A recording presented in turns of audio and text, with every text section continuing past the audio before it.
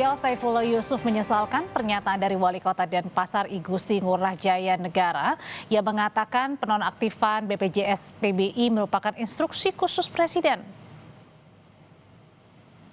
Menteri Sosial mengaku telah melayangkan surat untuk meluruskan pernyataan yang dianggap menyesatkan tersebut. Menteri Sosial menyampaikan penonaktifan ini mengacu pada pemuktahiran data penerima manfaat agar bantuan lebih tepat sasaran dan menghindari penyalahgunaan.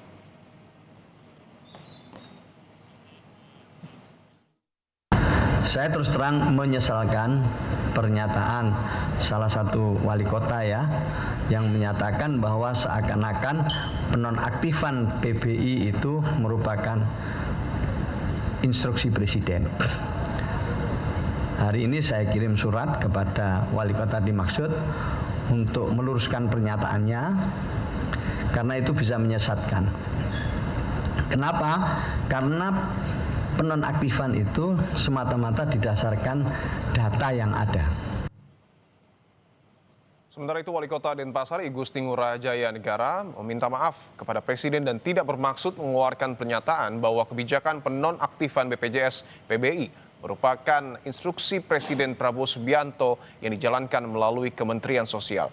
Pemerintah Kota Denpasar menegaskan komitmen terhadap pemerintah pusat untuk bersinergi tentang penyelesaian penonaktifan BPJS PBI Kesehatan Desil 6-10 akibat pemutakhiran data penerima bantuan sosial secara nasional oleh pemerintah pusat. Saya selaku Wali Kota Denpasar memohon maaf kepada Bapak Presiden dan juga kepada Bapak Menteri Sosial atas pernyataan kami yang menyatakan bahwa Bapak Presiden menginstruksikan kepada Menteri Sosial untuk menonaktifkan penerima manfaat PBI desil 6-10 yang jumlahnya sebanyak 24.401 jiwa di Kota Denpasar. Sejujurnya sedikit pun tidak ada niat kami seperti itu. Maksud kami adalah Bapak Presiden mengeluarkan instruksi nomor 4 tahun 2025 tentang DTSen yang mana bertujuan meningkatkan akurasi data. Tetap bersama kami di Kompas Petang, kami segera kembali lagi menemani Anda.